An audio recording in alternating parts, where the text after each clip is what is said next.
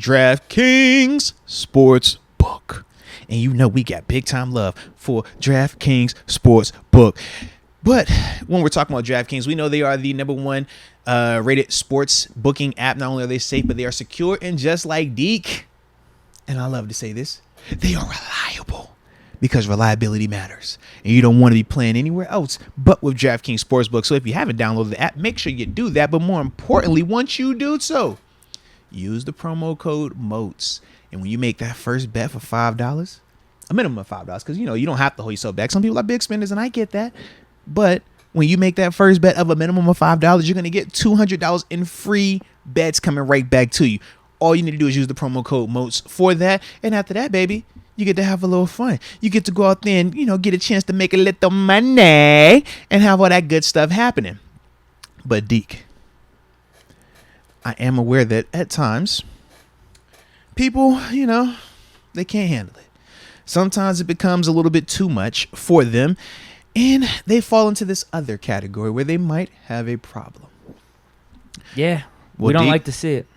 As I look at my screen right now, the screen just went black, and it's a lot of information up there with DraftKings Sportsbook. In particular, for my New York people, you see, it's a number that you can call. You can even text it.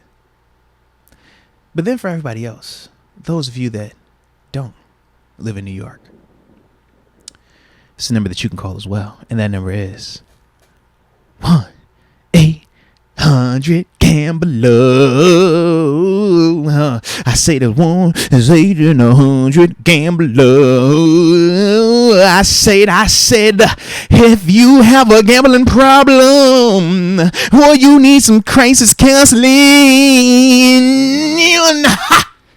you better go. They say, now talk to me. Now you better call 1-800-GAMBLER.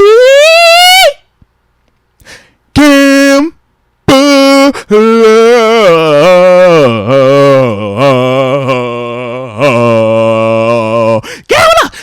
Oh, touch me now. Gambler. 1-800-GAMBLER. In terms of how I think our defense will look, I still think it'll be dominant. I think it's also going to be a mix of which offenses we are playing. And the reason I say that is this. Cincinnati, even though we talked about their offensive line, right, it was supposed to be good on paper. One of the things I said, and very similar to our offense, and I talked about this with the 5-star matchups that I dropped on Friday, was that this is a group that had never been in stadium together just yet. So you don't know what it's going to look like. So to come out there and operate the way the Bengals did in terms of running their traditional downfield style plays, that allowed us to take advantage of their offensive line. So that's why we were able to create the pressure that we were able to create, hit Burrow as much as we did, sack him as much as we sacked him, and then ultimately force him into those turnovers as well. But if a team takes the approach where they know, hey, our offense line isn't good, kind of like we saw Matt Canada take, and say, hey, we're not going to open it up and do a ton of this stuff where we're exposing these guys to negativity, well, it's going to be a lot harder for us to generate the splash that we're generating. So that's the part where it's like, man, now we just have to continue to execute, which I think we're more than capable of doing, but I don't think we'll be able to have as much as like the crazy splash after splash after splash. Because most teams, once they have the first 2 picks, they're not going to keep doing it, right? But for them, what did they say? Bro, we're going to do what we want to do. We think we're that good. And in that game, the talent showed, which is why they were still able to keep it as close as they did in the midst of playing as bad as they were playing at times. But if we're talking about the Patriots, for example, I don't anticipate Mac Jones. He might not even be playing. Yeah, because he got the back injury, right? But whoever it is, if we get a pick six. They still have him up there? It's Hoyer. I think it's Brian Hoyer. Hoyer's back.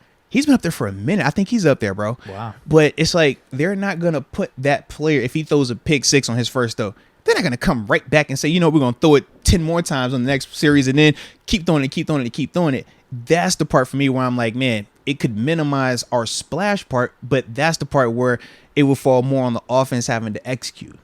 And yesterday they did enough. They didn't turn the ball over. They made the plays when they needed to make. And we knew going into the season it was going to have to be like this. What do we say? Defense, special teams, don't turn the ball on offense, make the plays you're supposed to make. That was yesterday. That's what it was. So long story or long answer short, in terms of how the defense will look, when we're playing teams that are going to open it up and take chances, I think we'll still be fine because our pass rush with Cam, with Highsmith, with Malik Reed, with Larry Ogunjobi, and the way our corners can cover, I think that we'll still be fine. If you're playing teams that are going to take the air out of that ball and make us have to execute on defense and make our offense have to snap the ball, that's where it could be a little bit of an issue when we're talking about not having TJ, because now you're asking, hey, when are we going to get that splash play? And that's the part where you could just, like I said, feel that. But as a whole, I think we'll be fine everywhere else. It's just that part where I could see us having some struggles. That's it. I think the two things that could be considered silver linings is, one, I thought we got a decent amount of pressure when TJ Watt was out. Malik Reed looked good out there. Yeah. Alex Highsmith was still doing his thing. Just the front seven as a whole, we were still getting pressure on Burrow. Like I said, if their O-line is not good. It's good on paper, but it's not good. So you keep dropping back like how they drop back, we should cook any team that's doing that type of stuff. Absolutely. And then the other thing would be, with us still looking halfway decent without TJ out there as a defense, that was probably the top offense we're going to be going up against this year in terms of Burrow, receiver. Although they were missing T. Higgins, that was some impact on them. But you get my point. I mean, we were going up against an offensive juggernaut that most people are considering one of the best in the league. Yeah, but remember, in terms of skill position. But this was the same conversation that, like, when we talked about our offense, some of the things that I was like, I'm always cautioning is, like, our skill position, we still feel great about our receivers and running back. Cincinnati feels great about their receivers and running backs. The problem for both of our teams is offensive line right now. The difference was, though, we didn't put Mitch in this offensive line in positions to have that type of negativity. Now, the flip side was the offense didn't. But the flip side was the offense didn't look as explosive. But what did we do? Mitch outplayed Burrow yesterday. I know Burrow ended up hot at the end, and he did what he needed to do to make it close. But in terms of cleaner, he was cleaner. I told everyone. Yeah, you did. You did. I told everyone. You did. Burrow didn't look right. I mean, I'm telling you, I think that appendectomy stuff and him not playing in the offseason definitely affected him. First half? Yeah, it was no practicing, but that was what we talk about in terms of it's not a preseason he wasn't playing, and that was the impact. It was the no practicing for him. That was the difference, because we broke that down as well, right? But you look at this first, though, the pick six. It's just a terrible read. It's late eyes, it's a late throw, and it's a bad ball position as well. In terms of Tampa 2, you can't throw it late and inside, so I'm going to hit the honey hole. That ain't how it works. But any quarterback that plays football knows that. Joe Burrow knows that. Joe Burrow's going to be looking at that tape like, why did I even throw that? But when you haven't practiced, when you haven't played, and now you're out there and it's happening like this, that's what happens.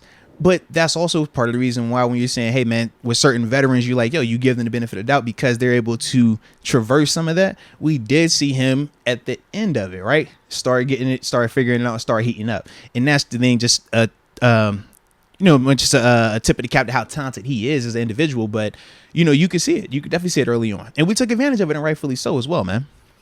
Yeah. As long as TJ out for the year, we can make it work. Yeah. I really believe that. I like our next 3 games, our next 3 weeks. And then we have Bills, Bucks. Those are obviously going to be harder opponents, but I think we could be all right.